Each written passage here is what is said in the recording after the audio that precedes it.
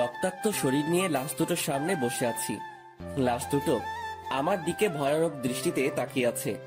মনে হয় যেন তারা আমায় আস্ত গিলে খাবে, কিন্তু ঘটেছে তার উল্টো।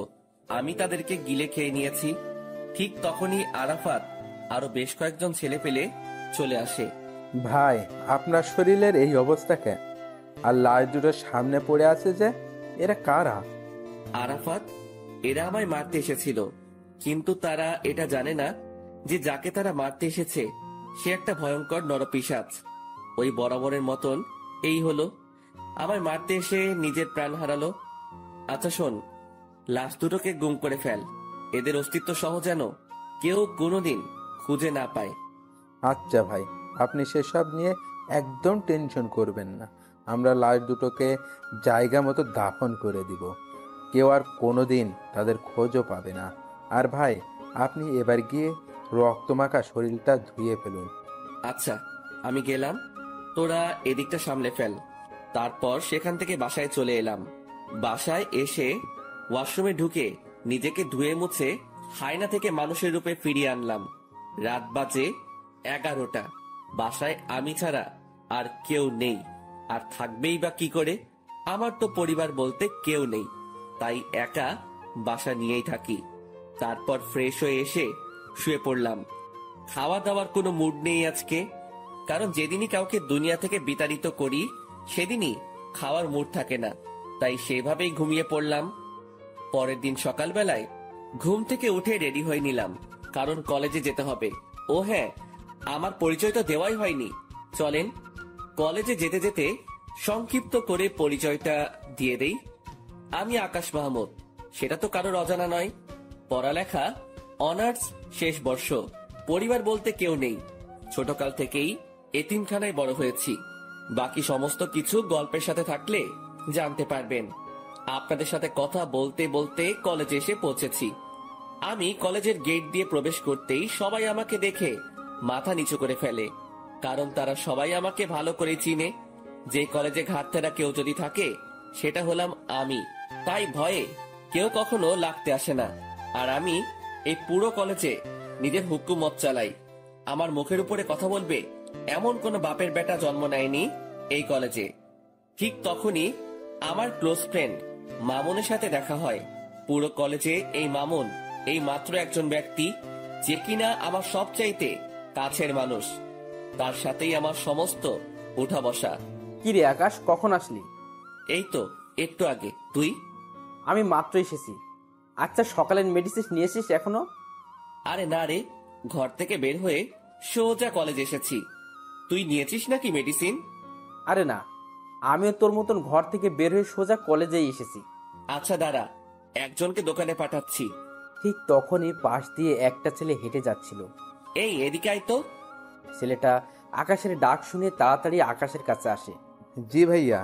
পকেট থেকে টাকা বের করে ছেলেটার হাতে ধরিয়ে দিলাম। যা তো সামনের দোকান থেকে 2টা বেনসন সিগারেট নিয়ে আয়।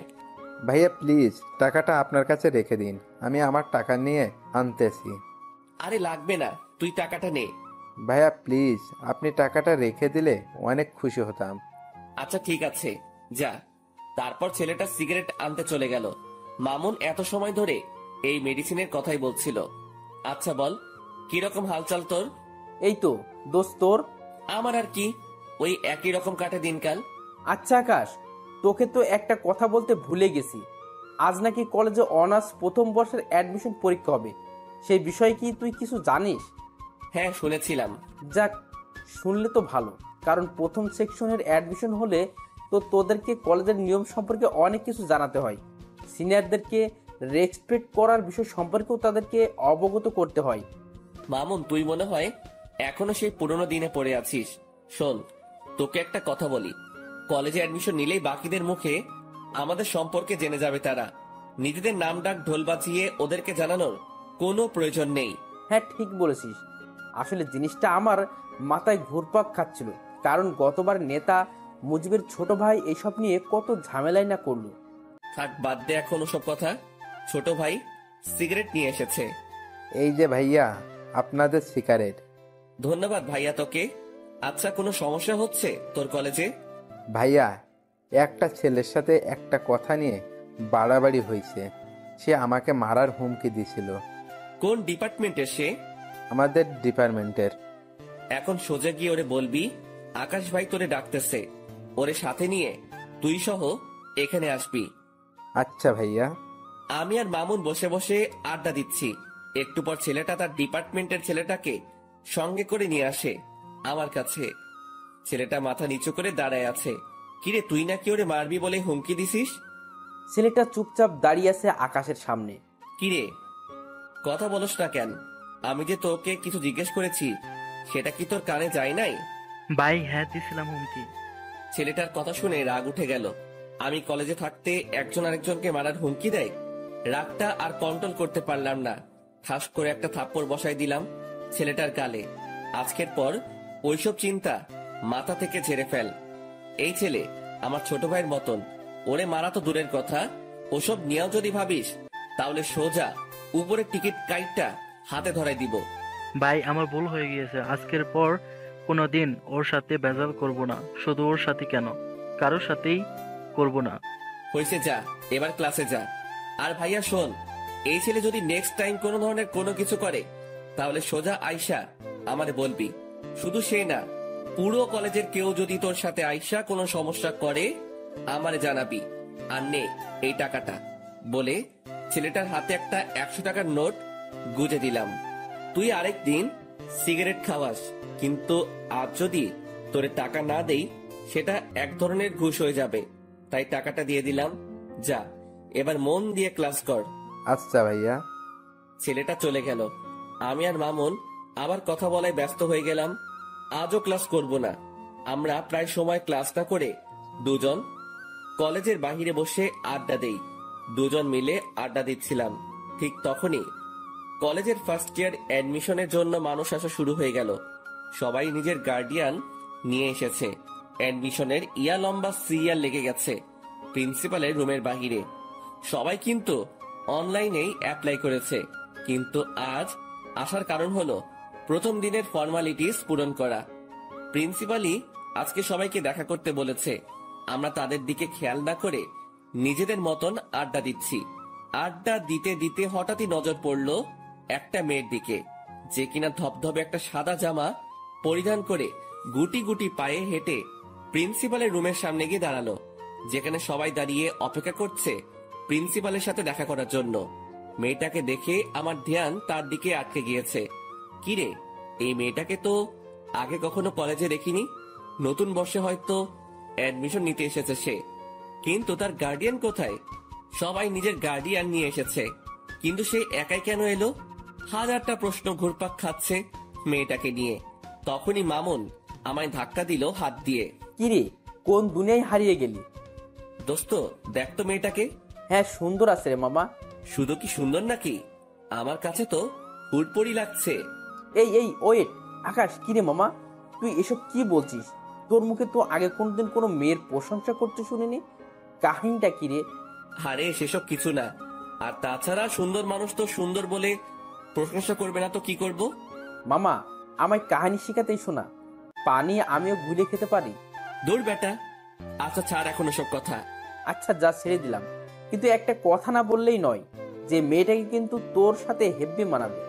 সত্যি বলছিস? হ্যাঁ। তাহলে ধরে নে এটাই তোর ভাবি। এই তো মামা, এতদিন পর লাইন এসেছিস। চল তো মেয়েটার কাছে। তারপর মামুনকে নিয়ে মেয়েটার কাছে চলে গেলাম। এই যে তুমি একা কেন? আর তোমার মা বাবা কই? আসলে আমি তো শহরে নতুন উঠেছি কাজিনের বাসায়। আমার মা বাবা তো এখানে থাকে না, তাই একাই এসেছি। আচ্ছা ঠিক আছে। এই মামুন, তুই ওকে সবার আগে স্যারের রুমে ঢোকার ব্যবস্থা কর। মামুন আকাশের কথা মতন সেই মেয়েটাকে সবার আগে স্যারের সাথে দেখা করতে পাঠিয়ে দিল। আর তারা দুজন এই বাহিরে দাঁড়িয়ে আছে। কিন্তু হঠাৎ এই প্রিন্সিপালের রুম থেকে চেঁচামেচির আওয়াজ কানে আসে। আর তার একটু পরে সেই মেয়েটা কান্না করতে করতে বেরিয়ে আসে। আকাশ মেয়েটাকে কান্না করতে দেখে অবাক হয়ে যায় আর বলে, এই মেয়ে, কান্না করছো কেন?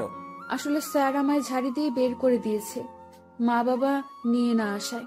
কি? এই মামুন চল তো। এই মেয়ে, তুমি চলো আমার সাথে। কোনো কথা বলা ছাড়াই মেয়েটার হাত চেপে ধরে তাকে নিয়ে প্রিন্সিপাল স্যারের রুমে ঢুকে পড়লাম। প্রিন্সিপাল স্যার আমায় দেখে বলল, কি হয়েছে আকাশ, হঠাৎ এমন তেড়ে ফুড়ে আমার রুমে প্রবেশ করলে যে? স্যার, এই মেয়েটাকে ঝাড়ি কেন দিছেন আপনি? মেয়েটা তার মা বাবা নিয়ে আসেনি তাই? ওর সমস্ত কিছু ওকে করেন, ওর গার্জিয়ান আমি। আকাশ, কি সব বলছো তুমি? কি কথা একবার বললে কানে শুনতে পান না মনে হয়? না কানের পর্দা পরিষ্কার করার ব্যবস্থা করব? আকাশ, তুমি এমন বেয়াদবের মতো আচরণ কেন করছো? প্রিন্সিপালের কথাটা শুনে মেজাজ খারাপ হয়ে গেল। আর আমার একবার মেজাজ খারাপ বা রাগ উঠলে শরীর নিজের কন্ট্রোলের বাহিরে চলে যায়। হুট করে গিয়ে প্রিন্সিপালের কলার চেপে ধরলাম। এই বেটা স্যার, এই মেয়ের সমস্ত কিছু ওকে কর, না হয় তোকেই আমি ওকে করে দিব। মনে রাখবি, এই মেয়ে আমার কিছু লাগে। আকাশের কথা শুনে প্রিন্সিপাল স্যার ঘাবড়ে যায়। আর তার থেকে বড় কথা, আকাশের রাগ দেখে মেয়েটা আকাশের হাত ভয়ে পিছন থেকে চেপে ধরে। আচ্ছা আচ্ছা, করছি আমি। প্লিজ তুমি আমার কলারটা ছেড়ে দাও। ঠিক আছে, আজকের মতন বেঁচে গেলি। তবে হ্যাঁ, একটা কথা, মেয়েটার যাতে কোনো রকমের সমস্যা না হয় এই কলেজে, তাহলে কিন্তু বেয়াদবির লিমিট আমি পার করে দিব। না না, মেয়েটার কোনো সমস্যা হবে না কলেজে। মেয়েটাও আকাশকে ছেড়ে দেয়। হ্যাঁ, চললাম আমি। আর এই মেয়ে, তোমার নামটা কি জানো? আমার নাম দিয়া। মাশাআল্লাহ, অনেক সুন্দর নাম। তোমার সমস্ত কিছু স্যার ওকে করে দিবে। তুমি কাজ শেষ করে একটু বাহিরে এসে দেখা করো আমার সাথে। আচ্ছা। আমি আর মামুন বাহিরে চলে আসলাম। তার একটু পরই মেয়েটা কাজ শেষ করে বাহিরে আসলো। তাকে ইশারা করে আমার কাছে আসতে বললাম। সে আমার কাছে আসতেই কেমন যেন একটা পাগল করা স্মেল নাকে ভেসে আসলো। সাথে সাথে মেয়েটাকে টান দিয়ে নিজের কাছে নিয়ে আসলাম আর হুট করে তার কপালে একটা চুমু এঁকে দিলাম। এই দৃশ্য দেখে মেয়েটা আর মামুন দুজনেই হা করে তাকিয়ে আছে আমার দিকে। আমি আর মামুন বাহিরে চলে আসলাম। তার একটু পরই মেয়েটা কাজ শেষ করে বাহিরে আসলো। তাকে ইশারা করে আমার কাছে আসতে বললাম। সে আমার কাছে আসতেই কেমন যেন একটা পাগল করা স্মেল নাকে ভেসে আসলো। সাথে সাথে মেয়েটাকে টান দিয়ে নিজের কাছে নিয়ে আসলাম আর হুট করে তার কপালে একটা চুমু এঁকে দিলাম। এই দৃশ্য দেখে মেয়েটা আর মামুন দুজনেই হা করে তাকিয়ে আছে আমার দিকে। লজ্জায় পড়ে গেলাম দুজনের সামনে। আরে আকাশ, টেনশন নিস না, আমি কিছুই দেখিনি। মামুনের কথা না হয় বাদ দিলাম, কিন্তু মেয়েটাকে কি বলবো এখন আমি? তাও কিছু তো একটা বলতে হবে।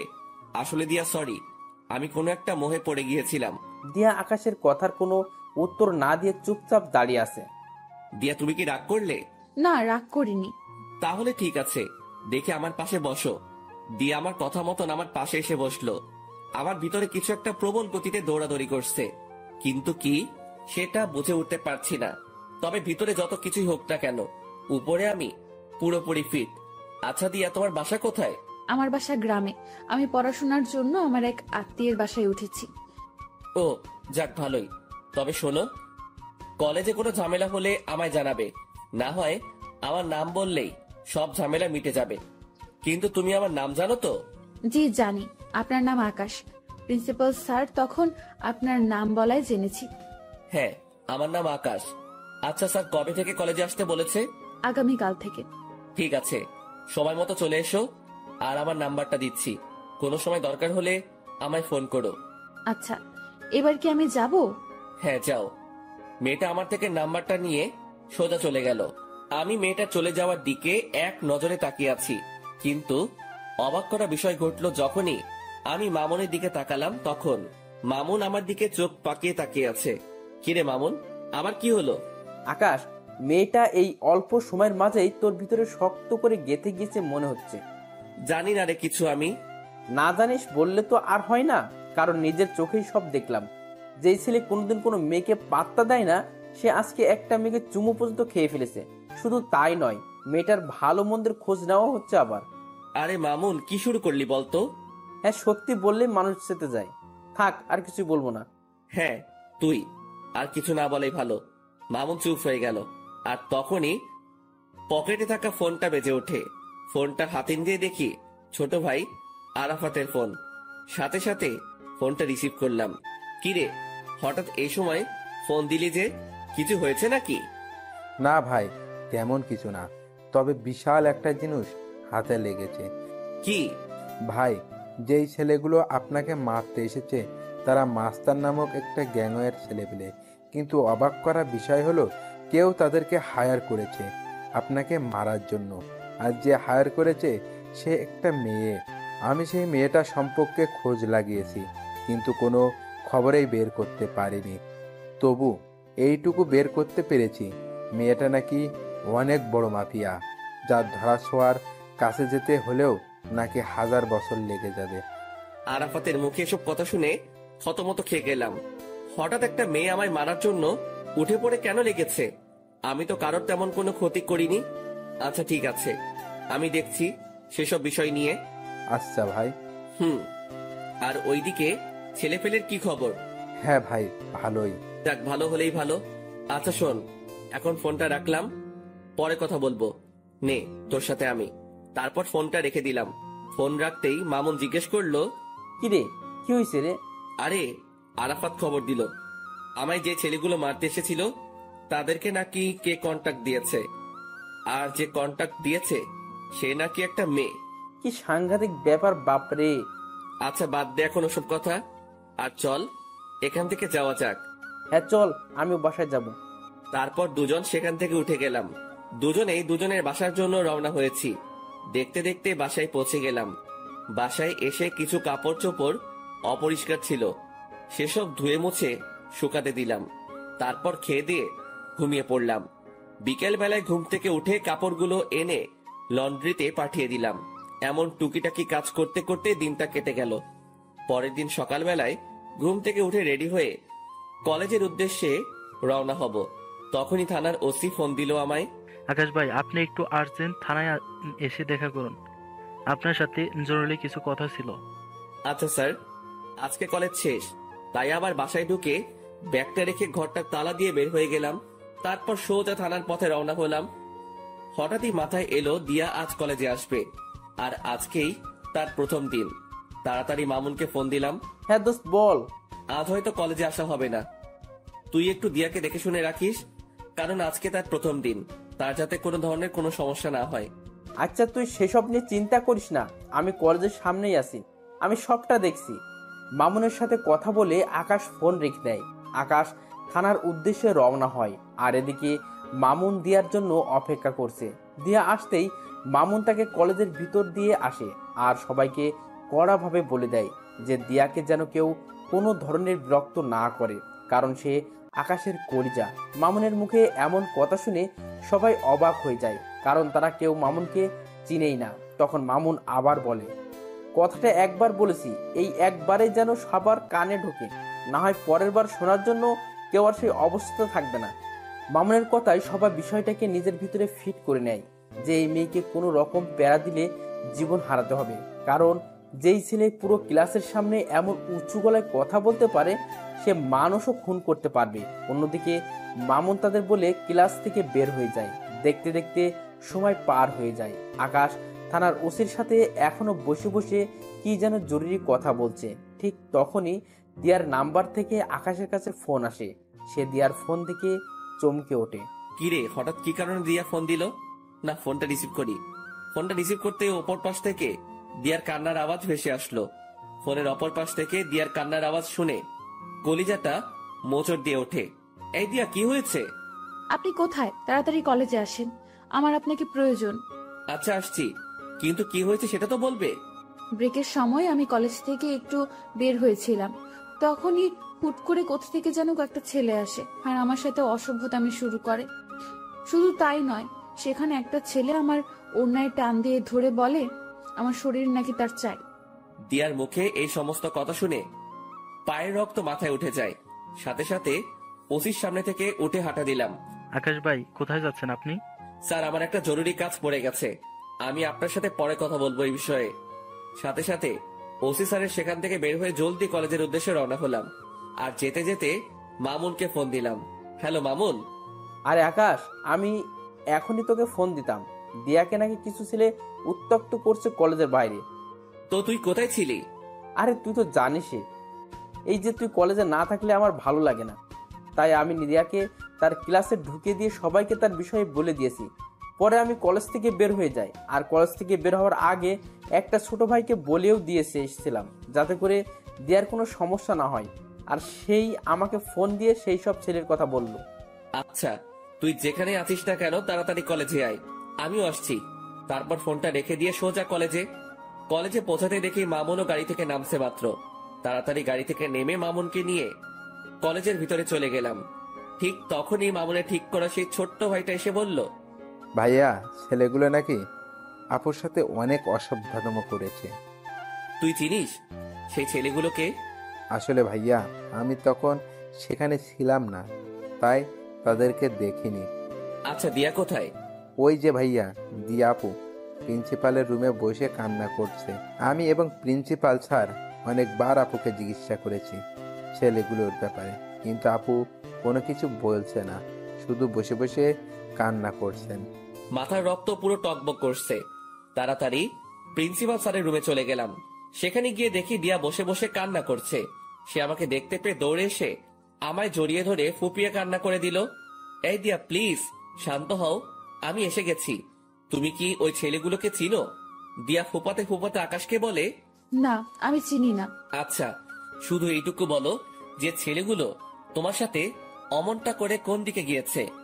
তারা আমার সাথে অসভ্যতামি করে কলেজের ভেতরেই ঢুকেছে। দিয়ার কথা শুনে বুঝতে বাকি রইল না যে ছেলেগুলো আমার কলেজের এই ছেলে পেলে। দিয়া, তুমি তাদেরকে দেখলে চিনতে পারবে তো? হ্যাঁ। এই মামুন, কলেজের গেটটা আটকে দিয়ে আয়। আর দিয়া, তুমি আমার সাথে চলো। দিয়াকে সাথে নিয়ে প্রতিটা ক্লাসের ছেলে পেলেকে দেখাতে লাগলাম। পুরো কলেজের ক্লাস করা বন্ধ হয়ে গিয়েছে আমার জন্য। দিয়াকে সাথে নিয়ে সমস্ত সেকশন ঘুরতে লাগলাম। ঘুরতে ঘুরতে অনার্স দ্বিতীয় বর্ষের কক্ষে ঢুকতে দিয়া আমাকে আঙ্গুল দিয়ে দেখিয়ে দিল ওই যে ছেলেপেলেগুলো। নিজেকে আর কন্ট্রোল করতে পারলাম না, সাথে সাথে গিয়ে সব কয়টা ছেলেপেলেকে কলার ধরে ক্লাসরুমের বাহিরে নিয়ে আসলাম। মামুন দুইটাকে ধরে নিয়ে এসেছে। আমি নিচ থেকে আসার সময় কাঠের একটা টুকরো নিয়ে উঠেছিলাম হাতে করে, সেটা দিয়ে এলোপাতাড়ি মারতে শুরু করলাম সব কয়টা ছেলেকে। সারা কলেজ পুরো থমকে গিয়েছে আমার মাইক দেখে। মারতে মারতে ছেলেগুলোকে আধমরা করে ফেলেছি। সব কয়টার হাত মুখ ফেটে রক্ত পড়ছে, কিন্তু আমার রাগ যেন কোনোভাবে থামছে না। আমি মেরেই চলেছি ছেলেগুলোকে, আর অন্যদিকে ছেলেগুলো সারের মতন চেঁচাচ্ছে আর মাপ চাচ্ছে। ভাই, আমাদের ভুল হয়ে গিয়েছিল। তোদের ভুলের গুষ্টি মারি বলে ধ্রাম করে এক বাড়ি দিয়ে একটাকে বেহুশ বানিয়ে ফেললাম। আর ঠিক সেই সময় কলেজের স্যাররা এসে পিছন থেকে আমায় ঝাপটে জড়িয়ে ধরলো আর বলতে লাগলো, আকাশ, প্লিজ তুমি ছেড়ে দাও ছেলেগুলোকে। কে শুনে কার কথা? আমার কলিজায় তারা আঘাত করেছে, তাদেরকে তো আজকে আমি ছাড়ছি না। আমার মায়ের রেশ এখনো মিটেনি, কিন্তু স্যাররা আমায় পেঁচিয়ে ধরায় আমি আর মারতে পারছি না। তাই এক ঝাটকা দিয়ে স্যারদের থেকে নিজেকে ছাড়িয়ে নিলাম। তারপর আবার মারতে শুরু করলাম। সবাই আমার রাগ দেখে ভয় কাতর হয়ে আছে।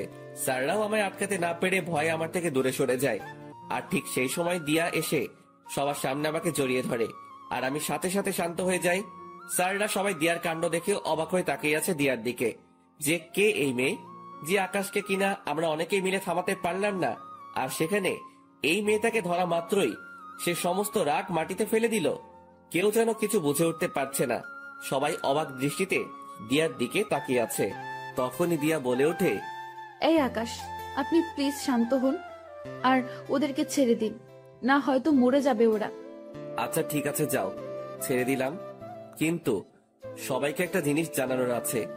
সবাইকে আজকে একটা কথা ক্লিয়ারলি বলে দিচ্ছি, আজকের পর যদি দিয়ার দিকে কেউ যদি আঙুল তুলে তাকিয়েছিস, তাহলে তার অবস্থা কিন্তু খুব ভয়াবহ হবে। আর স্যার, আপনারা এই জানোয়ারগুলোকে কি করবেন করেন। আকাশ, দেখো ছেলেগুলো যা করছে অনেক জঘন্য কাজ করেছে, তাই তাদেরকে আমরা কলেজ থেকে বের করে দিব। আর তুমি দয়া করে নিজের রাগকে একটু দমানোর ট্রাই করো। হ্যাঁ মানছি, তোমার অনেক নাম ডাক আছে, আর তুমি কলেজের জন্য অনেক বড় একটা ভূমিকা পালন করো। তুমি না থাকলে হয়তো আমাদের কলেজের দাঙ্গা ফাসাদ সেগুলো লেগেই থাকতো। শুধু তাই নয়, অন্যান্য কলেজের ছেলেপেলেরাও আগে এসে এই কলেজের ছেলেদের সাথে ঝামেলা করতো, কিন্তু তুমি আসার পর তা আর হয় না।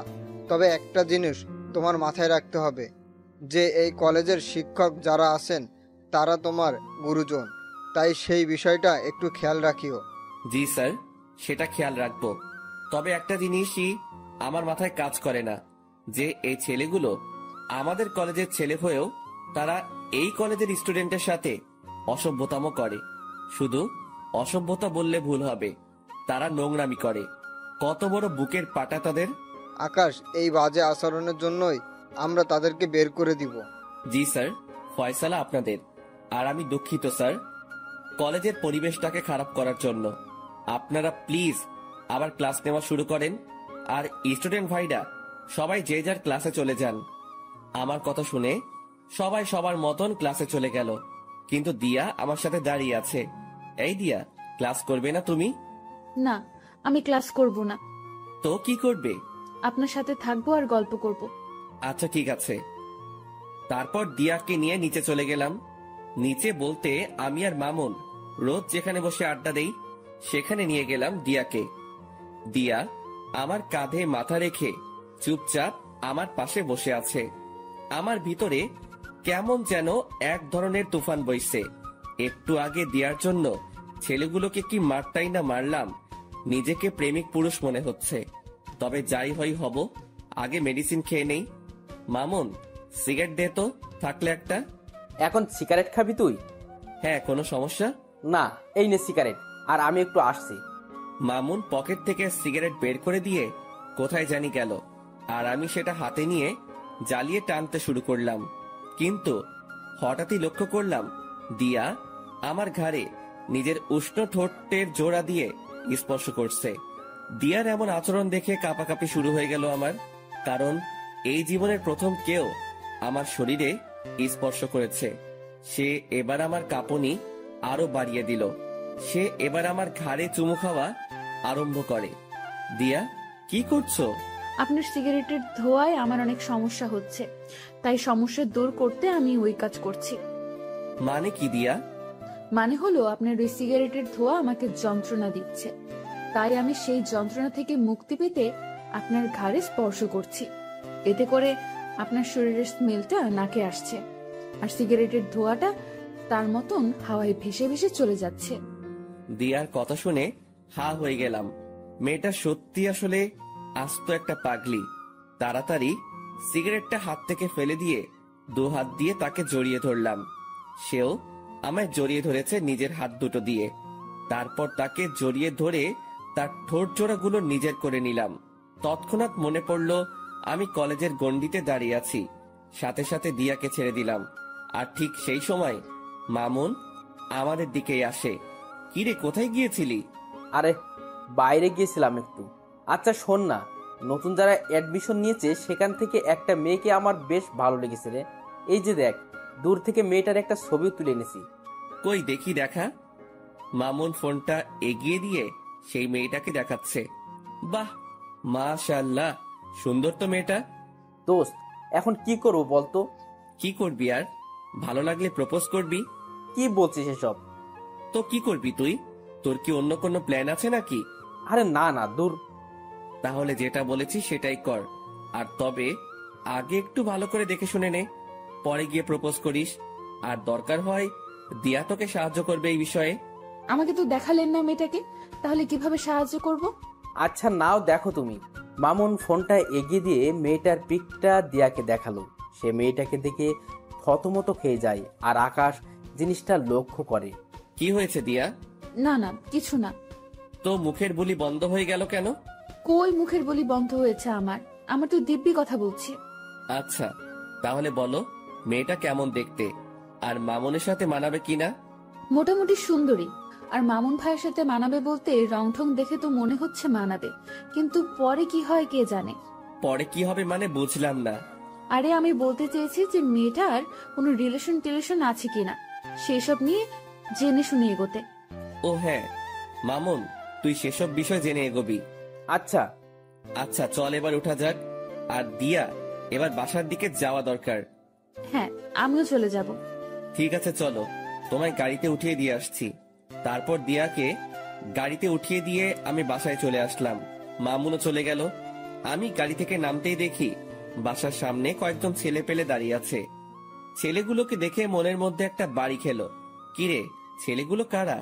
না, গিয়ে দেখি। আর একটু সামনে যেতেই দেখতে পেলাম আরাফাত ঘরের দরজায় বসে আছে। সে আমাকে দেখতে পেয়ে উঠে দাঁড়িয়ে গেল। কিরে, হঠাৎ তুই এখানে? আর ছেলে পেলেগুলো কে? ভাই, একটা জিনিস দেখাতে এসেছি আপনাকে। আর ছেলেগুলো আমাদের দলেরই ছেলেপেলে। কিছুদিন আগে আমাদের গ্রুপে জয়েন হয়েছে। ও আচ্ছা, কি দেখাবি দেখি দেখা। আরাফাত পকেট থেকে ফোন বের করে আকাশের হাতে দিয়ে বলে, ভাই ছবিটা দেখেন, এই ছবির মেয়েটাই নাকি সেই মাফিয়া মেয়েটা যে আপনাকে মারার জন্য ছেলেগুলোকে সুপারি দিয়েছিল। আরাফাতের হাত থেকে ফোনটা নিয়ে ছবিটার দিকে তাকাতেই বড় সড়ো একটা শক খেলাম। ও আল্লাহ, কি করে সম্ভব এটা? এটা তো সেই মেয়ে যাকে মামুন পছন্দ করে, যার ছবি সে আমাকে আর দিয়াকে দেখিয়েছিল। আরাফাত, তুই কি শিওর এটাই সেই মেয়ে? ভাই তথ্য তো সেমনটাই পেলাম। কিন্তু আমার কেন জানি মনে হচ্ছে এই মেয়েটা সেই মাফিয়া মেয়েটার না। তবে আমার সন্দেহের তালিকা থেকেও বের করতে পারছি না, কারণ এই মেয়ের পিক মামুন এনে দেখালো, আবার সেই মেয়ের সাথেই মাফিয়া মেয়েটার সংযুক্ত। সবকিছুই কেমন যেন গোলমাল পাকিয়ে যাচ্ছে। আচ্ছা আরাফাত, তুই না বলেছিলি যে সেই মাফিয়া মেয়েটার ধারে কাছে যাওয়াও সম্ভব না, কিন্তু এখন তোরা এত সহজে এই মেয়েটার পিক পেলি কোথায়? হ্যাঁ আমি বলেছিলাম, কিন্তু ভাই খবরই তো এই মেয়ের পিকে দিল। ভালো করে দেখ কোনো ভুল মেয়ের পিক দিয়েছে কিনা। ভাই সেটা কি করে সম্ভব? যে আমাদের জন্য সব সময় কাজ করে, যে আমাদেরকে সব সময় সমস্ত রকমের তথ্য দেয়, সেই মানুষটা আশা করি আমাদেরকে ভুল ইনফরমেশন দিবে না। তাও ঠিক বলেছিস। আচ্ছা ঠিক আছে, মেয়েটার বিষয়টা আমি দেখছি, কারণ মেয়েটা আমার চোখের সামনেই চলাচল করে বা করতে হবে। ওকে ভাই। আরাফাতরা চলে গেল, কিন্তু আমার ভিতরে এখনো সেই জিনিসটা ঘুরপাক খাচ্ছে যে আরাফাত যার ছবি দেখালো সেই মেয়েটাই কি সেই মাফিয়া? না, এর উত্তর আমার জানা নেই। তবে একটা জিনিস বলতে পারি যে এই মেয়েটাই যদি সেই মাফিয়া হয় তাহলে মামুনকে সতর্ক করতে হবে আমার, কিন্তু সে না কোনো আবার ভুল বুঝে বসে। দূর, কিছুই যেন ভাবতে পারছি না, আর যা হবে পরে দেখা যাবে। আগে নিজের মাথা ঠান্ডা করি, তারপর বাসায় ঢুকে বিছানায় গা এলিয়ে দিলাম। সাথে সাথে ঘুম চলে আসে। গোসল, খাওয়া দাওয়া সমস্ত কিছুই রসাতলে গিয়েছে। এক ঘুমে বিকাল হয়ে গেল। ঘুম থেকে উঠে ফ্রেশ হয়ে নিলাম, তারপর গায়ে শার্ট লাগিয়ে বাসা থেকে বের হয়ে গেলাম। আর বের হওয়ার সময় মামুনকে ফোন দিয়ে পার্কে আসতে বললাম। তারপর আমি বাসা থেকে বের হয়ে সোজা পার্কে চলে গেলাম। সেখানে গিয়ে দেখি মামুন আগে থেকেই হাজির। কি রে, তুই কখন এলি? আরে একটু আগেই আসলাম। আচ্ছা মামুন, তোর যে মেয়েটাকে ভালো লেগেছে তার সম্পর্কে কিছু জানিস কি? আরে না, তেমন কিছু জানি না, তবে তার নাম আর তার বিষয়ে টুকটাক কিছু জানতে পেরেছি। মেয়েটার নাম হলো ফাহা, আর সে নাকি অনেক চুপচাপ স্বভাবের একটা মানুষ। কোনো ছেলের সাথে নাকি সে মিশে না, আর তার এই জিনিসটাই আমার সবচাইতে বেশি ভালো লেগেছে। তার নামটা যেমন সুন্দর, তার চাল চলনও তেমন সুন্দর। আমার যে করেই হোক ফাহাকে চাই, ওকে আমি নিজের বউ বানাবো। মামুনের কথা শুনে কিছু বলার মতন ভাষা খুঁজে পাচ্ছি না, কারণ ওর বিষয়ে যা জানি তা মামুনকে বললে তার মন খারাপ হয়ে যাবে। আর তাছাড়া সে আমায় ভুলও বুঝতে পারে যে তার ভালো আমার সহ্য হয় না। না, ওকে এখন কিছুই বলা যাবে না, কারণ এখনো পুরোপুরি শিওর না যে সেই মেয়েকে। আগে আরো পাকাপোক্ত ভাবে শিওর হয়ে নেই, পরে না হয় মামুনকে জানাবো। আচ্ছা শোন, যাই করিস না কেন ভেবে চিন্তে করবি। হ্যাঁ সেটা তো করবই। আচ্ছা চল, চা বা কফি কিছু খাওয়া যাক। হ্যাঁ চল। মামুনের সাথে একটা কফি শপে গেলাম। পরে সেখানে বসে কফি খেতে খেতে অনেকটা সময় আড্ডা দিলাম। পরে ঘরে চলে এসেছি। তারপর নিত্যদিনের ন্যায় সেদিনটাও কাটিয়ে দিলাম ঘরের মাঝে। পরের দিন সকালবেলা ঘুম থেকে উঠে কলেজে চলে গেলাম। আজ নিয়ত করেছি ক্লাস করব, তাই সেই মোতাবেক ব্যাগে বই নিয়ে কলেজে এসেছি। ঠিক তখনই মামুনের দেখানো সেই মেয়েটা আমার চোখের সামনে দিয়ে হেঁটে তার ক্লাসরুমে চলে গেল। আমি তার দিকে বাঁকা চোখে তাকিয়ে আছি, দেখছি কোন রকম কিছু চোখে পড়ে কিনা, কিন্তু কিছুই পড়লো না। তবে একটা জিনিস নোটিশে করেছি, মেয়েটা কেমন যেন স্বাভাবিক না। মানুষ হাঁটাচলা করলে আশেপাশে একটু হলেও দেখে, কিন্তু তার নজর ছিল একদম মাটির দিকে। মেয়েটাকে নিয়ে মনের ভিতরে একটা কৌতূহল জাগলো, তাকে নিয়ে ভাবছিলাম। ঠিক তখনই দিয়া এসে আমাকে হাতের আঙ্গুল দিয়ে খোঁচা দেয়। এই যে মশাই, কি করছেন? আর এত গভীর মনোযোগ দিয়ে কি ভাবছিলেন? আরে না, তেমন কিছু না, এমনি দাঁড়িয়ে আছি। আচ্ছা তুমি কখন এলে? এই তো এক্ষুনি। আপনি? আমি একটু আগে এসেছি। আচ্ছা শোনো, তোমায় একটা দায়িত্ব দিলে সেটা পালন করতে পারবে? কি দায়িত্ব? তুমি মামুনের পছন্দ করা মেয়েটার দিকে নজর রাখো তো, যে সে কি করে বা তার আচার আচরণ কেমন। হঠাৎ ওই মেয়েকে নিয়ে আপনার চিন্তার মাত্রা বাড়লো কেন শুনি? আরে মামুন আসলে মেয়েটাকে অনেক ভালোবেসে ফেলেছে, তাই তার বিষয়ে একটু ভালো মন্দ জানার জন্য তোমায় বললাম আর কি। কারণ আমি চাই না আমার বন্ধু কোনো খারাপ মেয়ের সাথে রিলেশনে যাক। আরে সে তো খারাপ না। মানে তার বিষয়ে তুমি কি করে জানলে? আসলে হয়েছে যে মেয়েটার চলাচল দেখে খারাপ মনে হয়নি, সেটা বলতে চেয়েছিলাম। দিয়ার কথা শুনে কেমন যেন একটা খটকা লাগলো। আচ্ছা তাও খবর নাও, আর এখন গিয়ে সোজা ক্লাসে মন দিবে। আর একটা কথা, আমি যেন কখনো তোমায় কোনো ছেলের সাথে হাসি ঠাট্টা করে কথা বলতে না দেখি। বারে, হাসি ঠাট্টা করলে কি হবে? কারণ তুই খালি আমার সাথে হাসি ঠাট্টা করবি। কেন? আমি আপনার সাথে কেন হাসি ঠাট্টা করতে যাব? কারণ তুই আমার। ইস, আমায় কি নিজের নামে রেজিস্ট্রি করে রেখেছেন নাকি? মেয়েটার কথা শুনে মেজাজটা খারাপ হওয়ার উপক্রম হচ্ছে। হ্যাঁ, তোকে আমি নিজের নামে রেজিস্ট্রি করে নিয়েছি, আর এখনো করব বলে এক টান দিয়ে দিয়াকে নিজের বাহুডরে নিয়ে নিলাম। তারপর তার সমস্ত মুখমণ্ডলে চুমু খেতে লাগলাম। চুমু খেতে খেতে তার ঠোঁটে এসে আটকিয়েছি। হঠাৎই সে আমার থেকে নিজেকে ছাড়িয়ে নিল। আই, পাগল হয়ে গেছেন আপনি? মানুষের সামনে এমন আচরণ কেউ করে? আমি করি, কারণ তুই খালি আমার। আচ্ছা ঠিক আছে, আমি না হয় আপনার, কিন্তু মানুষজন দেখলে কিভাবে বলুন তো? কে কি ভাববে সেসব নিয়ে আমার কোনো মাথা ব্যথা নাই। আমার মাথা ব্যথা হচ্ছে তোমাকে নিয়ে। তুমি কোনো ঝামেলা না করলেই হয়। আচ্ছা হয়েছে, এবার পাগলামো বন্ধ করুন। আর আমি কোনো ঝামেলা টামেলাতে নেই, আর ঝামেলা করতে চাইলেও তো করতে পারবো না, কারণ আপনি আমায় আস্ত গিলে খেয়ে ফেলবেন। শুধু গিলে খাবো না, সেদিন একদম জোর করে তোকে নিজের করে নিব। দুনিয়ার মহলে আর আসতে দিব না। বাপ রে বাপ, কি সিরিয়াস টাইপ মানুষ আপনি। হ্যাঁ, আমি অনেক সিরিয়াস। আচ্ছা এবার ক্লাসে যাও, অনেকটা সময় নষ্ট হয়েছে কথা বলে। তোমার ক্লাসও হয়তো শুরু হয়ে গিয়েছে। ঠিক আছে, যাচ্ছি। দিয়া ক্লাসে চলে গেল, আর অন্যদিকে আমি আমার মতন ক্লাসে চলে এলাম। সবাই আমাকে ক্লাসে দেখে চুপচাপ হয়ে গেল। আমার ক্লাসের স্যার এখনো আসেনি। আমি স্বাভাবিকভাবে একটা টেবিলের উপরে বসে পড়লাম।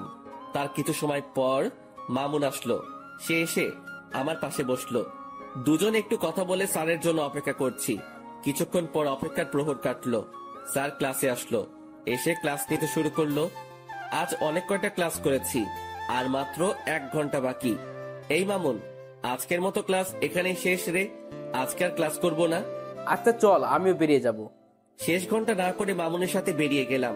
ক্লাস থেকে বের হয়ে মামুনকে বললাম, মামুন চল তো দিয়ার ক্লাস থেকে ঘুরে আসি। হ্যাঁ চল, এই সুযোগে আমি ফাঁকে দেখতে পারবো। মামুনকে নিয়ে দিয়ার ক্লাসে চলে গেলাম। দিয়া আমাকে দেখতেই ক্লাস না করে সকলের সামনে ব্যাগ হাতে নিয়ে চলে গেল। এই দিয়া ক্লাস করবে না? না, আমি আর ক্লাস করব না। এই মেয়ে, আর 1 ঘন্টা আছে খালি ক্লাস শেষ হতে। ক্লাসটা শেষ করে বের হও একদম। দিয়া হঠাৎ করেই সকলের সামনে চেঁচিয়ে ওঠে, এই যে আমি বলেছি না যে আমি আর ক্লাস করব না। এই দিয়া, এতটা হাইপার হচ্ছ কেন তুমি? কারণ আমার এখন আর ক্লাস করতে ইচ্ছে করছে না, কিন্তু আপনি আমাকে ক্লাস করতে জোর করছেন, তাই হাইপার হয়েছি। তো কি করবে এখন? কি করব আর, আপনার সাথে বসে বসে ভালো কিছু মুহূর্ত কাটাবো। দিয়ার কথা শুনে ভিতরে লাড্ডু ফুটেছে মতন অবস্থা। আচ্ছা ঠিক আছে, দিয়াকে নিয়ে আমাদের বসার অবস্থানে চলে এলাম। মামুনও আমাদের সাথে এসেছে। দোস্ত, মেয়েটাকে দেখতে পেলি?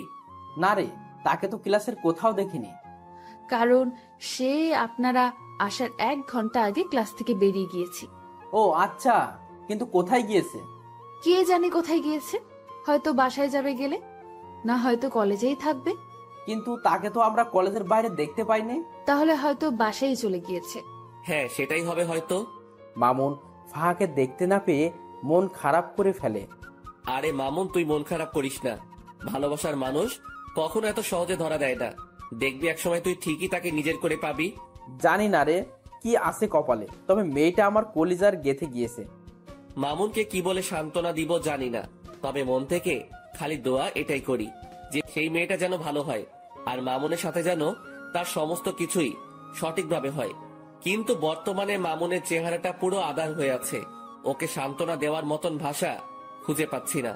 তখনই মামুন বলে ওঠে, আকাশ, তোরা থাক, আমি বাসায় চলে গেলাম। আচ্ছা ঠিক আছে, চল আমরাও আজকে বাসায় চলে যাব। কিন্তু শোন, কালকে সেই মেয়েটা কলেজে আসলে আমি তোর বিষয়টা দেখব। তুই ভালো করে জানিস যে আজ পর্যন্ত কোনো কাজে আমি ফেল হইনি, সো তোর ব্যাপারেও হব না। ধন্যবাদ বন্ধু।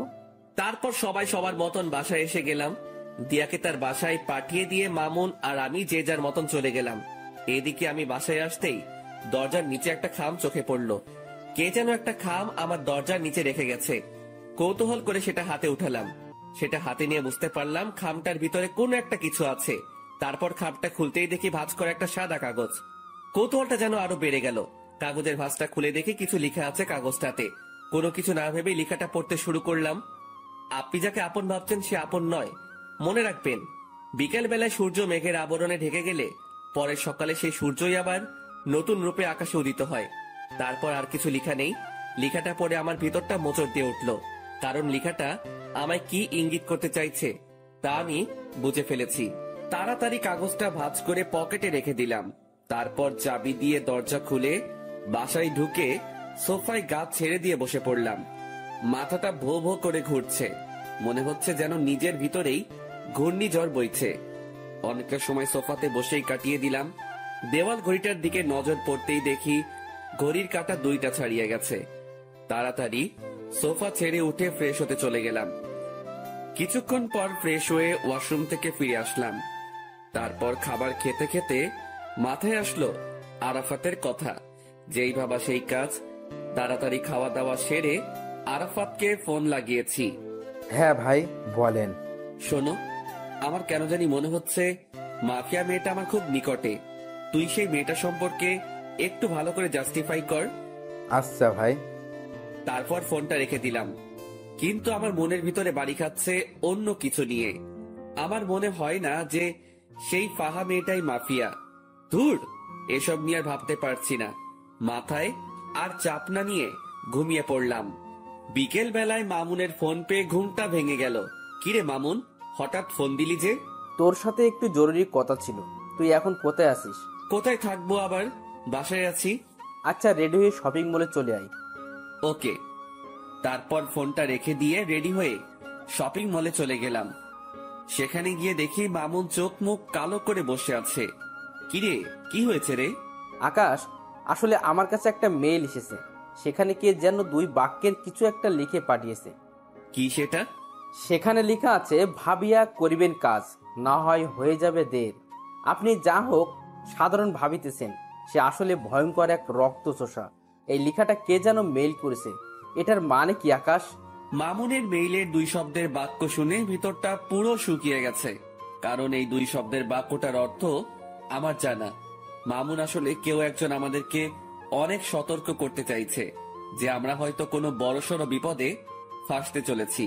তাই কেউ একজন আমাদেরকে আড়াল থেকে বাঁচাতে চাইছে। কি সব বলছিস আকাশ? আমি সত্যিই বলছি, কারণ তোকে মেইল করেছে আর আমাকে দিয়েছে চিঠি। এই সমস্ত কিছুর পিছনে একজন আছে, সে হচ্ছে মাফিয়া মেয়েটা। আর সেই মাফিয়া মেয়েটাই হয়তো আমাদের আশেপাশে ঘুরঘুর করছে আমাদেরকে মারার জন্য। আর আমরা তাকে ভালো মনে করে তার সাথে চলাফেরা করছি। তাই কেউ একজন আমাদেরকে সতর্ক করতে চাইছে। আকাশ, সব কিছুই যেন আমার মাথার উপর দিয়ে যাচ্ছে। আচ্ছা, তুই এসব নিয়ে টেনশন করিস না। তুই শুধু ফাহার বিষয়টা নিয়ে ভাব, বাকি সমস্ত কিছু আমি সামলে নিব। আরে, ওই মাফিয়া মেয়ের মতন কত শত মেয়ে আসছে আর গেছে, কোনো দিন কেউ কোনো ক্ষতি করতে পারেনি, আর পারবেও না। সো খামোখা টেনশন না করাই ভালো। আর যদি কিছু হয় সেটা সময় দেখা যাবে। আকাশ, তাও টেনশন হচ্ছে রে। একদিকে ফাঁকে নিয়ে টেনশন, অন্যদিকে সেই মাফিয়া মেয়েটা। আরে বেটা, কিসের এত টেনশন তোর? হ্যাঁ, আচ্ছা, যা বাদ দিলাম সমস্ত কিছু। এবার কি অর্ডার করব বল? যা খুশি কর। আচ্ছা। মামুন তার নিজের মতন খাবার অর্ডার করলো। তারপর দুজন মিলে খেয়ে দিয়ে অনেকটা সময় আড্ডা দিলাম। রাত বাজে 8টা। তারপর সেখান থেকে দুজনের মতন চলে এলাম। আমি বাসায় পৌঁছাতেই আরাফাত ফোন দিল। ভাই, অনেক বড় একটা জিনিস বের করেছি। কি? ভাই, যার ছবি দেখিয়েছি সে মাফিয়া মেয়েটা না। কেউ যেন বুঝে আমাদেরকে গোমরা করার জন্য সে মেয়ের পিক দিয়েছে। এখানে মাফিয়া মেয়েটা অন্য কেউ। ইন্না লিল্লাহ, যেটা ভেবেছিলাম সেটাই হয়েছে। আচ্ছা ঠিক আছে, তোরা মাফিয়া মেয়েটার খোঁজ লাগানো চালু রাখ, আর আমি আমার মতন কাজ চালিয়ে যাচ্ছি। আচ্ছা ভাই। তারপর ফোনটা রেখে দিলাম। পরের দিন সকালবেলায় ঘুম থেকে উঠে কলেজে চলে গেলাম। কলেজে গিয়ে দেখি দিয়া কলেজের বাহিরে দাঁড়িয়ে আছে। দিয়া, বাহিরে দাঁড়িয়ে আছো কেন? আপনার জন্যই অপেক্ষা করছিলাম। ও তাই? হুম। আচ্ছা চলো ভিতরে চলো। দিয়াকে নিয়ে কলেজের ভিতরে ঢুকে আমাদের সেই বসার প্লেসটাতে বসে পড়লাম। দিয়াকে আজ কেন জানি খুশি খুশি লাগছে, কিন্তু আমার ভিতরে সেই মেয়েটাকে নিয়ে জটলা পেকে আছে। এই যে আপনার চোখ মুখ কালো কেন? আরে না, এমনিতেই। আমার তো মনে হয় না যে এমনিতেই, আমার তো মনে হচ্ছে যে কিছু একটা হয়েছে। আরে না বললাম তো। আচ্ছা ঠিক আছে, না হলে নাই। এবার দেখি আমাকে জড়িয়ে ধরে বসুন। হঠাৎ এমন পাগলামো করেন মানে? পাগলামো কোথায় করছি? হ্যাঁ, আমি আমার প্রিয় মানুষটাকে জড়িয়ে ধরতে চেয়েছি, এটাতে পাগলামো কোথায়? দিয়ার কথা শুনে মুখে তালা লেগে গেল। মেয়েটার মনেও হয়তো আমার জন্য জায়গা হয়ে গিয়েছে, কিন্তু সে স্থির নেই। সে নিজেই আমাকে জড়িয়ে ধরে কাঁধে মাথা রাখলো। ঠিক তখনই দেখি ফাহা নামক মেয়েটা আসছে, আর তার পিছনে পিছনে মামুন। দিয়া, আমায় ছাড়ো তো একটু, আমি ফাহার সাথে একটু কথা বলবো মামুনকে নিয়ে। দিয়া আমার কথা শুনে আমায় ছেড়ে দিল। আমি সেখান থেকে উঠে ফাহার কাছে চলে গেলাম। এই যে ফাহা, তোমার সাথে আমার কিছু কথা আছে। ভাইয়া, আমি জানি আপনি আমায় কি বলবেন, কিন্তু বিশ্বাস করুন আমার মনের অবস্থা ভালো নেই। কিছু একটা নিয়ে অনেক ঝামেলায় আছি। যদি কিছু মনে না করেন তাহলে কথাটা কালকে বললে হয় না? ফাহার কথা শুনে থতমত খেয়ে গেলাম। আমি কি বলতে চাইছি সেটা সে জানলো কি করে? মাথায় তো কিছুই খেলছে না। তাও নিজেকে স্বাভাবিক রেখে বললাম, আচ্ছা ঠিক আছে, কালকে বলবো। ধন্যবাদ ভাইয়া। মেয়েটা তারপর চলে গেল, আর তখনই মামুন এসে হাজির।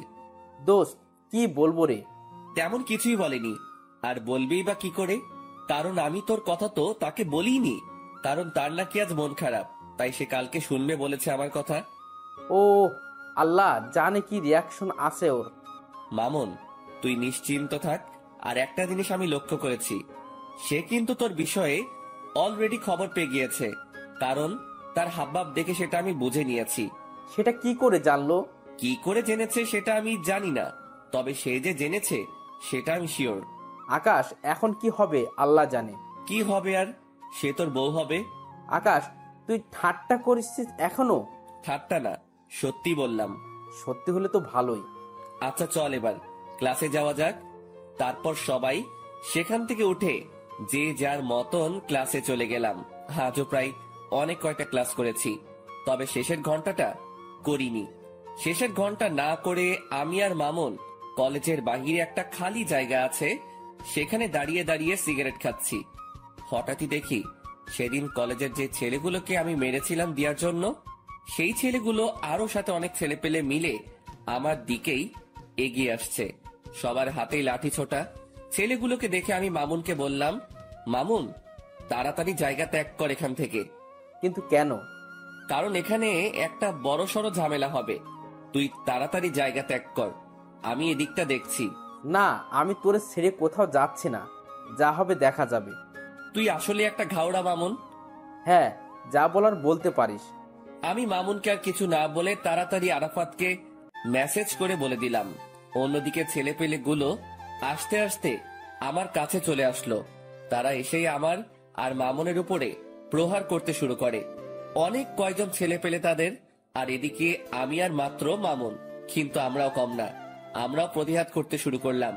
ঠিক সেই সময় হঠাৎ করেই ফায়ারিং এর আওয়াজ কানে আসলো। সাথে সাথে সবাই স্টপ হয়ে গেলাম। চোখ পাকিয়ে চারপাশটা দেখতে লাগলাম। চোখের সামনে কিছুই দেখতে পেলাম না, কিন্তু যেই না পিছনে ফিরেছি তখনই দেখি প্রায় শতাধিক ছেলে পেলে আমার পিছনে দাঁড়িয়ে আছে। সবার হাতে ভয়ঙ্কর ভয়ঙ্কর অস্ত্র। আমি তাদেরকে দেখে থতমত খেয়ে গেলাম, কারণ এত ছেলে পেলে তো আমার না, আর আমার হলেও আরাফাতকে তো দেখতে পাচ্ছি না। ঠিক সেই সময় তাদের ভিতর থেকে দিয়া আর ফাহা নামক মেয়েটা সামনে বেরিয়ে আসে।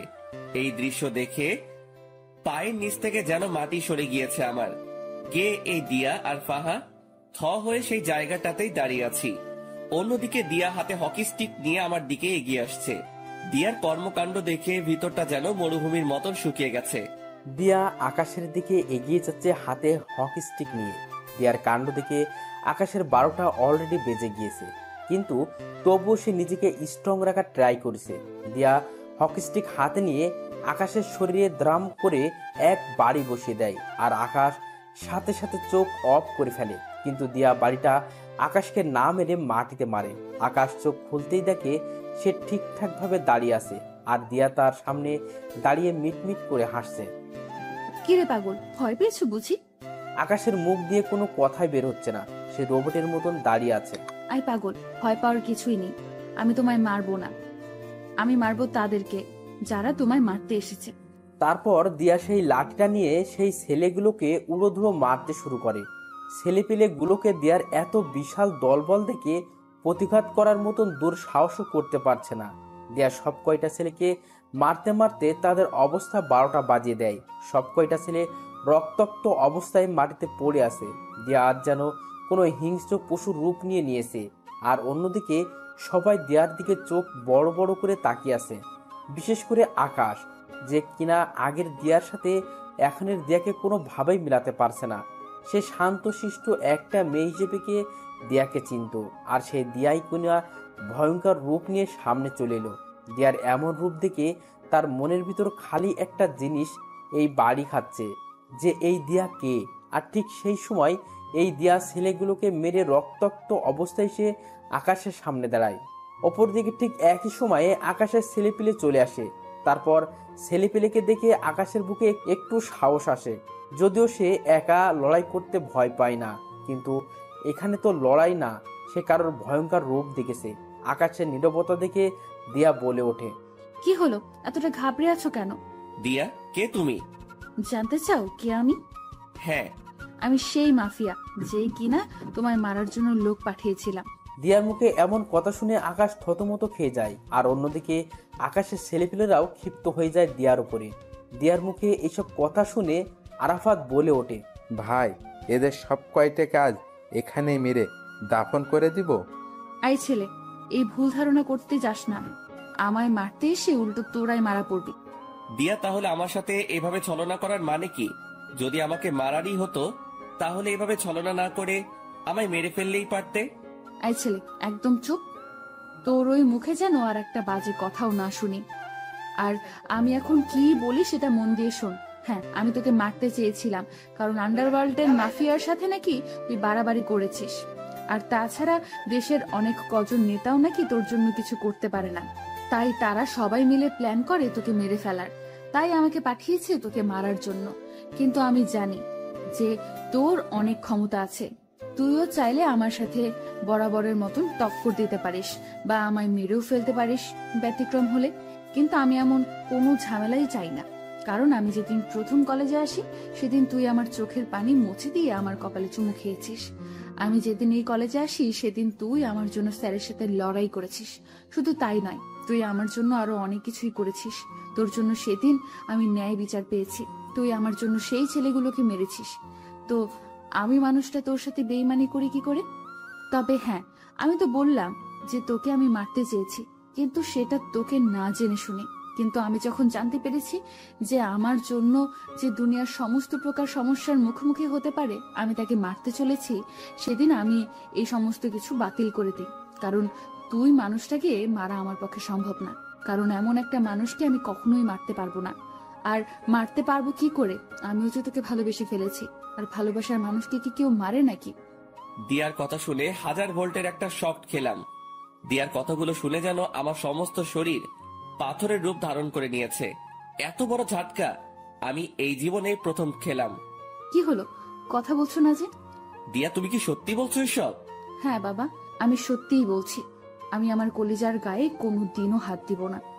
দিয়ার কথা শুনে নিজেকে আর স্থির রাখতে পারলাম না। সাথে সাথে এক টান দিয়ে দিয়াকে নিজের বুকে নিয়ে নিলাম। শক্ত করে জড়িয়ে ধরে রেখেছি দিয়াকে। দিয়াও আমার বুকে মাথা রেখে চুপটি করে পড়ে আছে বুকের মাঝে, আর অপর দিকে আমার চোখ জোড়া দিয়ে টুপটুপ করে পানি পড়ছে। দিয়া আমার চোখ থেকে অশ্রু পড়তে দেখে বলে, আই আকাশ, প্লিজ কান্না করিও না। তুমি কান্না করলে আমার ভালো লাগবে বলো? দিয়া, এটা তো সুখের কান্না। দিয়ার কথা শুনে সবাই অবাক হয়ে যায়। ঠিক তখনই ফাহা নামক মেয়েটা আকাশ আর দিয়ার দিকে এগিয়ে আসে আর বলে, ম্যাম, আমি একটা ভুল করে ফেলেছি। কি ভুল? ম্যাম, আমি আপনার অগোচরে একটা কাজ করেছি, যেটা হলো আমি যখন জানতে পারি আপনি যাকে মারতে এসেছেন সে এই লক্ষ্মী ভাইয়াটা, তখন আমি ওনাকে সতর্ক করার জন্য ওনার বাসায় কয়েকটা চিঠি দেই, যাতে করে তিনি সতর্ক হয়ে যায় আর আপনার হাত থেকে বেঁচে যায়। কিন্তু আমি জানতাম না যে আপনি ওনাকে ভালোবাসেন আর মারার প্ল্যান বাতিল করেছেন। কি, তুই আমার লোক হয়ে ওর পক্ষ নিয়েছিস এতদিন? ম্যাম সরি, আসলে বিশ্বাস করুন ভাইয়াটা মানুষের ভালো করতে গিয়ে বড় বড় নেতাদের কাছে খারাপ হয়েছে। শুধু তাই নয়, ওনার জন্য এই কলেজে কোনো নারী ঘটিত সমস্যা হয় না। আমি যখন ওনার এসব কর্মকাণ্ড সম্পর্কে জেনেছি বা দেখেছি, তখন তিনাকে আর সাপোর্ট না করে পারলাম না। ফাহা, তুই আমার সাথে বেইমানি করার ফলস্বরূপ মৃত্যু ডিজার্ভ করিস, কিন্তু এই জন্য তোকে মারলাম না বা বেঁচে গেলি। যে তুই যাই করিস না কেন, সবটাই আমার প্রিয় মানুষের জন্য করেছিস। ম্যাম প্লিজ, আপনি আমার উপরে রাগ করে থাকবেন না। না, তোর উপরে আমার কোনো রাগ নেই, কিন্তু একটা অর্ডার পালন করতে হবে আমার। কি সেটা ম্যাম? আমার কলিজার একজন বন্ধু আছে যার নাম মামুন। ওই যে ভাইটা দাঁড়িয়ে আছে, উনি তোকে ভালোবাসে। ম্যাম সেটা আমি আগেই জেনেছি। তাহলে আর দেরি কিসের? যা গিয়ে সবকিছু ঠিকঠাক করে নে। দিয়ার কথা শুনে ফাহা লজ্জায় লাল হয়ে আছে। এই যে লজ্জা পাওয়ার কিছুই নেই, যা বলেছি গিয়ে সেটা কর। আর আপনারা সবাই যে যার মতন চলে যান, যাদেরকে মেরেছি তারা এইভাবে পচে মরুক। আকাশ, তুমিও তোমার ছেলে পেলেকে চলে যেতে বলো। আচ্ছা। এই আরাফাত, তোরা সবাই চলে যা, তোদের সাথে আমার পরে কথা হবে। আচ্ছা ভাই। তারপর সবাই সবার মতন চলে যায়। আকাশের ছেলেপিলেরাও চলে যায়, আর অন্যদিকে দিয়ার কথা মতন তার লোকেরাও চলে যায়। আর এদিকে আকাশ দিয়াকে নিয়ে কলেজের ভিতরে প্রবেশ করে। তারপর তাদের বসার স্থানে গিয়ে দুজন মিলে বসে বসে গল্প করতে শুরু করে। এই যে আকাশ সাহেব, আমি না সরি, আপনাকে আমার সমস্ত সত্যি আগেই বলা উচিত ছিল। দিয়ার কথা শুনে আবারও থতমত খেয়ে গেলাম, কারণ মেয়েটা মিনিটে মিনিটে তার রূপ পরিবর্তন করছে। এই দিয়া, তুমি না একটু আগে আমায় তুই আর তুমি বলে ডাকছিলে, কিন্তু হঠাৎ করে আপনিতে চলে আসলে কেন? আরে বলেছি না যে আমি আপনার আগে সেই দিয়া হয়ে যাব, তাই আপনি করে বলছি। এই পাগলি মেয়ে, তার একদম কোনো দরকার নেই। হ্যাঁ, তুমি আগের মতন হয়ে যাও, কিন্তু তুমি বলেই ডাকো, কারণ তোমার মুখে আপনি থেকে তুমি শুনতেই বেশি ভালো লাগে। তাই বুঝি? তাই। আচ্ছা দিয়া, তোমায় একটা কথা বলি। হ্যাঁ বলো। তুমি যে আমায় মারতে এসে মারলে না, এতে কি তোমার ক্ষতি করবে না ওরা, যারা তোমায় আমাকে মারার জন্য ঠিক করেছে? ইস, বললেই হলো নাকি? ওরা কি জানে যে আমার কলিজার কত পাওয়ার? ওরা কি জানে যে আমায় মারতে হলে তাদেরকে বিশাল একটা শক্তিশালী বটগাছ কাটতে হবে, যে বটগাছটা আমাকে ভালোবাসাতেই বেষ্টন করে রেখেছে? দিয়ার কথা শুনে শরীরটা নাড়া দিয়ে উঠল খুশিতে। দিয়া, সত্যি তোমাকে পেয়ে আমি অনেক খুশি। আমিও তোমাকে পেয়ে অনেক খুশি। দিয়া আর আকাশ কথা বলছে নিজেদের মতন। ঠিক সেই সময় মামুন আর ফাহা মিটমিট করে হাসতে হাসতে তাদের দিকে এগিয়ে আসে। কি রে বেটা মামুন, ফাহাকে পেয়ে আজ অনেক খুশি মনে হচ্ছে? হ্যাঁ রে দোস্ত, আজকে আমি অনেক খুশি। যাক, তোর খুশিতেই আমরা খুশি। আচ্ছা আয়, সবাই মিলে একসাথে বসে আড্ডা দেই। তারপর সবাই মিলে আড্ডা দিতে থাকে। এই আড্ডার মাঝেই কেটে গেল একটা বছর। আজ আকাশ আর মামুনের গ্রাজুয়েশন কমপ্লিট হয়েছে। দিয়া আর ফাহা খুশিতে আত্মহারা যে তাদের প্রিয় মানুষগুলো গ্রাজুয়েশন কমপ্লিট করেছে। ঠিক সেই জায়গাটাতেই বসেই আর সবাই মিলে আড্ডা দিচ্ছে। এই বসাতেই আকাশ আর মামুন তাদের প্রিয় মানুষকে বিয়ে করে নেওয়ার প্ল্যান সাজিয়ে ফেলে। আগামী সপ্তাহে তাদের বিয়ে। দুই বন্ধুই একই দিনে বিয়ে করবে। দেখতে দেখতে বিয়ের দিন চলে আসে।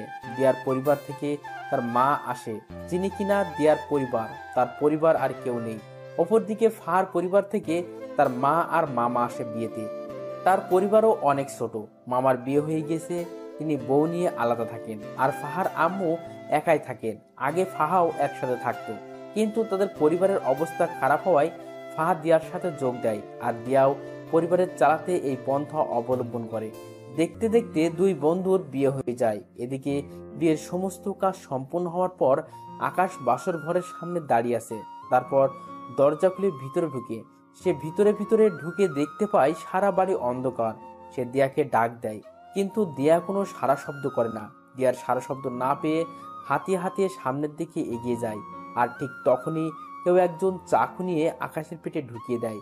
আকাশ সাথে সাথে চেঁচিয়ে ওঠে, আর সাথে সাথেই রুমের বাতি জ্বলে ওঠে। Happy birthday to you my dear কলিজা। অবাক হয়ে গেলাম রুমের অবস্থা দেখে, কারণ রুমটা পরিপূর্ণভাবে সাজানো, আর সামনে দিয়া, ফাহা, মামুন সবাই কেক নিয়ে দাঁড়িয়ে আছে। এই পাগল, ভয় পেয়েছো বুঝি? আমার পেটে কে যেন ছুরি ঢুকিয়ে দিয়েছে। আরে পাগল, ওটা খেলনা ছুরি ছিল। কি? হ্যাঁ বলে দিয়া, আর বাকি সবাই হেসে দেয়। দিয়া, তুমি আমার বার্থডে সম্পর্কে জানো কি করে? ও মা, এটা কি কথা? যাকে ভালোবাসি তার জন্মদিন সম্পর্কে জানবো না, এটা কি করে হয়? দিয়ার কথা শুনে খুশিতে আত্মহারা হয়ে গেলাম। এতটাই আত্মহারা হয়েছি যে দিয়াকে সবার সামনে জড়িয়ে ধরে কিস করে শুরু করলাম। আর তখনই মামুন বলে ওঠে, ভাই তুই থাম, আগে আমরা বের হয়ে যাই, কারণ আমাদেরও তো আজকে বাসর ঘর। পরে তুই যা করার করিস। যা ভাগ ফাহাকে নিয়ে। মামুন আর ফাহা তাড়াতাড়ি রুম থেকে বের হয়ে চলে যায়, আর আমি দিয়াকে আদর করতে শুরু করি। দিয়া আমার স্পর্শে কেঁপে কেঁপে উঠছে। শুধু তাই নয়, আমার পাঞ্জাবি খামচে ধরে রেখেছে সে। কিন্তু আমি দিয়াকে আদর করা বাদ দিয়ে কোলে উঠিয়ে নিলাম। তারপর তাকে নিয়ে গিয়ে বিছানায় শুইয়ে দিলাম। দিয়া তো লজ্জায় শেষ। সে ভালো করে বুঝতে পেরেছে যে এখন কি ঘটবে তার সাথে, তাই সে লজ্জায় মুখ বালিশে লুকিয়ে রেখেছে। কিন্তু আমার রোমান্টিক পাঠকগুলোর লজ্জা শরম নাই দেখে এখনো হ্যাঁ করে তাকিয়ে আছে সমস্ত কিছু দেখার জন্য। ভাই, এরপর আর কিছুই বলা যাবে না। ভাগেন সবাই। বউ আমার, ইতিহাসও আমি রচনা করব, কিন্তু মাঝে আপনারা এভাবে বাধা দিলে তো ইতিহাস রচনা করতে সমস্যা হবে। তাই বলি কি, এবার সবাই উল্টো রাস্তা ধরে কেটে পড়ুন। এই যে বন্ধুরা, গল্প শেষ করে কমেন্ট না করে চলে যাচ্ছ, এইটা কিন্তু ঠিক না। তাড়াতাড়ি কমেন্ট করো।